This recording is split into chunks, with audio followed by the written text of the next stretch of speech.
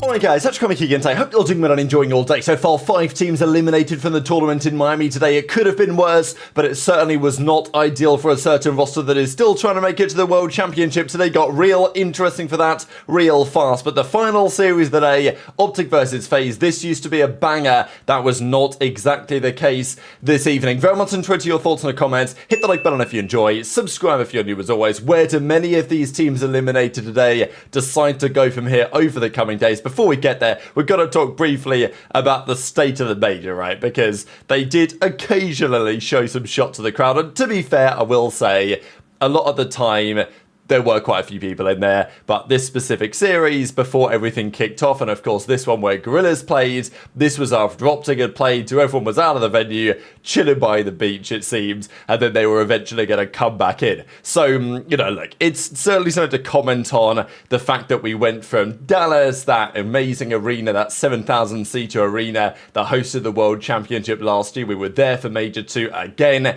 and there's been other great venues the CDL has put on over the last couple of years.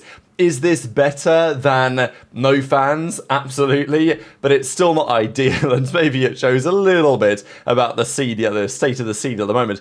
The other big drama of the day, apart from the matches, was what was going on at these PPAs. So these are the player areas, right? And access to the PPAs is restricted to only the teams and the team personnel. So only the players, the coach, and the cameraman basically are allowed back there. Nobody else is, and you know, venue stuff and all that type of stuff. So FeLo tweeted out earlier today, somebody stole our speaker on game day, shameless individuals. And Vios then says straight from the PPA, what's going on there? And shortly afterwards, we get this from Gio, who said, my controller just got robbed, GG's, which is absolutely wild. Now, how this is even possible is a very good question.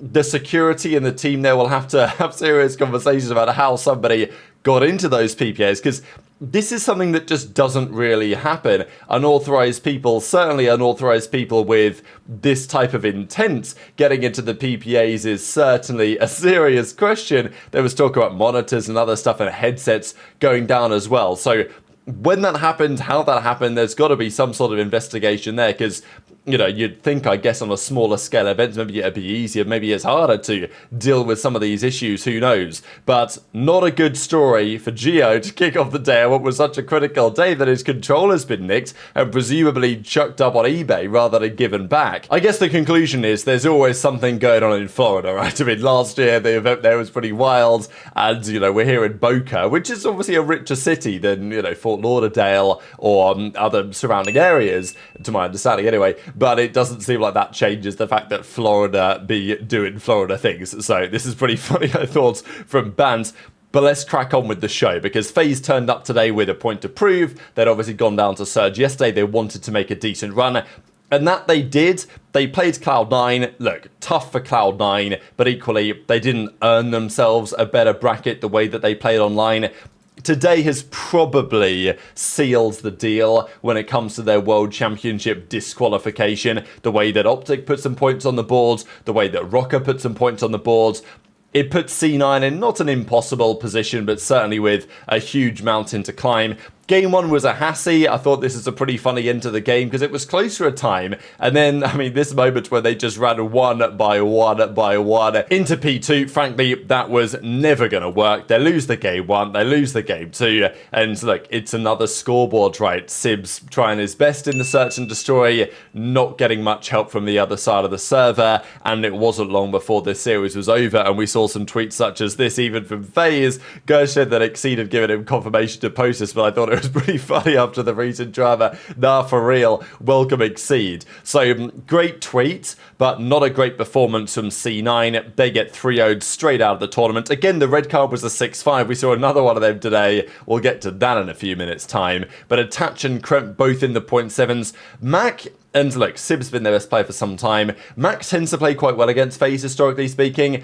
Kremp, they have his number big time, right? That's for sure. Certainly Drazah does tend to, although really this was Simp, Cell and aBeZy who had taken over the series. After another difficult map one for Drazah, but let's talk about it then. OpTic versus Falcons.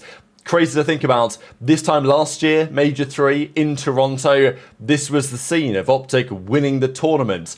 Preds, Kenny, man, feels a rather long time ago. Game 1, however, was an OpTic win, and this series, OpTic deserve some degree of credit for the way that they played some superior COD. Although I will say that I don't think that they played especially well. I think Falcons were just pretty useless this series, unfortunately. And maybe on some level it shouldn't be a massive surprise, but I mean, look, Falcons looked better online. They turn up to LAN. Many had serious questions on this roster, including myself. Look, the Priester-Arcetes combo was always a question mark to me. Online, they seem to be making some strides, but fundamentally, they need some slaying when it matters, and that was not slaying that really arrived today. So OpTic take the game 1, and look, at the end of the day, Falcons, despite their recent progress, they are dead last in the league, having won a single series all year against OpTic Online. So, of course, they're going to back themselves to take this team down. The search and destroy in the end wasn't particularly close. OpTic were just running circles around them, really, and Shotzzy was making some mega plays. I mean, look, Shotzzy made plenty of misplays this weekend, but he was also, by some way, I think, OpTic's biggest playmaker, which shouldn't be a massive surprise. That's what Shotzzy tends to do. And there was talk I heard from Octane that maybe Shotzi's making those plays. You guys remember when Kremp said to Shotzzy, look, get the 1, maybe get the 2, but certainly don't go for the 3rd, right?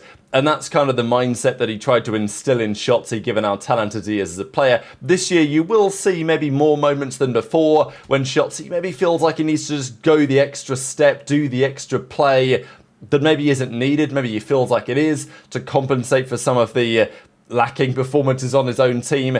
That is potentially an argument because, you know, there's no doubt watching Shotzi's POV this weekend that things at times are pretty spectacular. And to be fair to OpTic, they did, after even the boos, but not really, you know, the OpTic sucks chance and everything of the first day, bounce back, the green wall chants are in, and for many that expected Pred and the Falcons to do some damage, frankly, they came out with an absolute whimper today and did basically nothing. Certainly Pred was terrible this series, really. I mean, Exid needed some serious help. The final map was a disaster from all parties, and OpTic get over the line. So they advance into top 8, and the pressure on some level does therefore shift over to the Falcons coaching staff, maybe in some of their decision making, because Priester, the last time he didn't place top 12 at a LAN was 2023, right? Like when he won champs. We're talking a long time ago. He's played 7 tournaments since then, and he's placed top 12 in 7 consecutive tournaments. People are going to get the 7-peat, which is outrageous. And as Clay says, weren't good enough today. Got to keep plugging away, and hopefully the results come. Look, Clay did that tweet about how good the roster was going to be. They had the opportunity today against a lackluster OpTic team.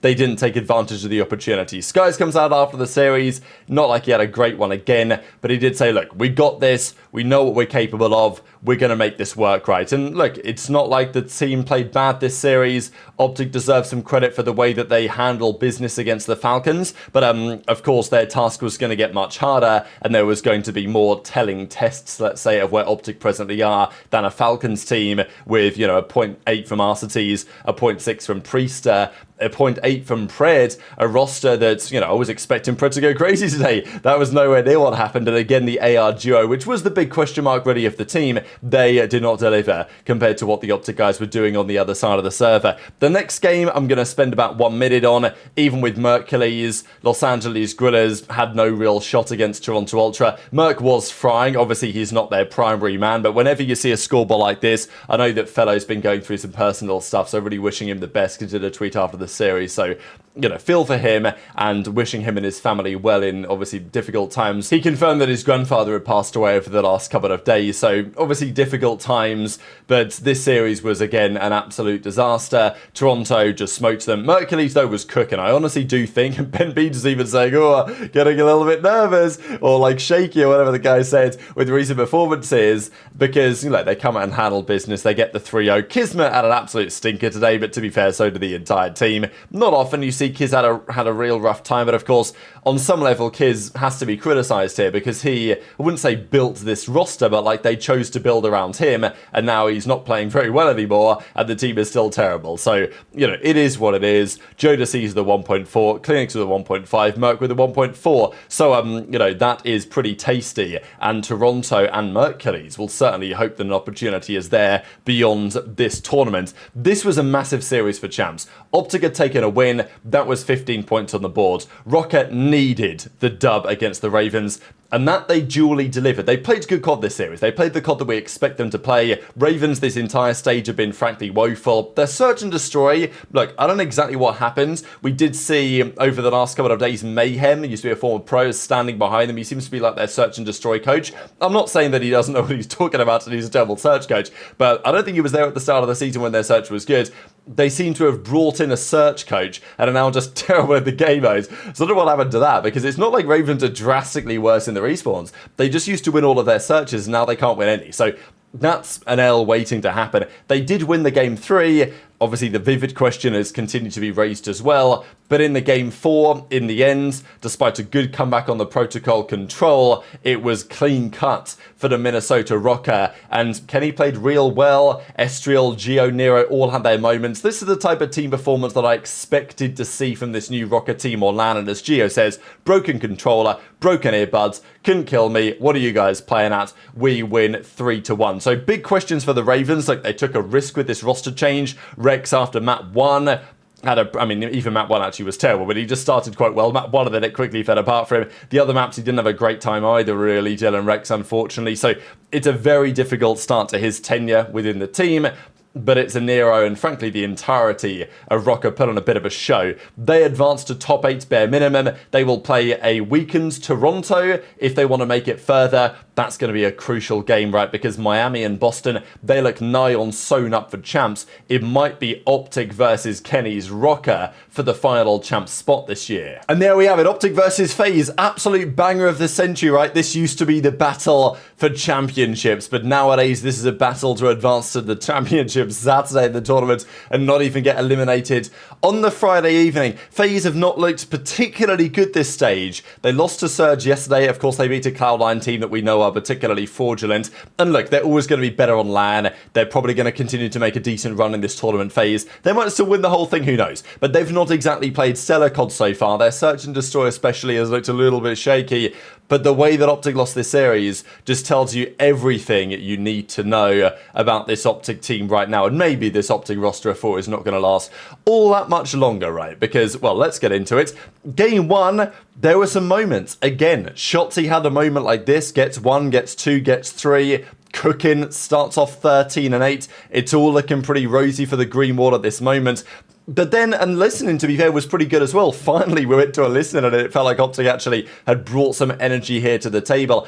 But FaZe just proved to be that little bit stronger. And on the final couple of rotations, again, no real rotations, no real team plays. FaZe took over. And this is, you know, what OpTic kind of used to do to other teams. It'd be kind of a tie game enough, and then they would take over the second half.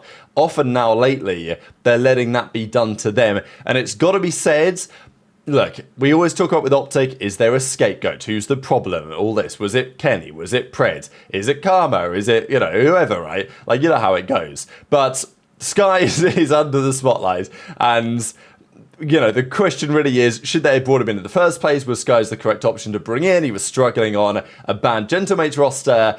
Was he the solution to their problems? I mean, in hindsight, to be fair, not even in hindsight, I think even at the time, many would have said, not really sure this is going to be resolving the issues. And if you're going to not get many kills, you know, you've got to be soaking hill time. And he did an okay job of that, I suppose, map 1. But 11 in 22 is not, frankly, good enough. He did get a nice 1v2 to start off the map 2.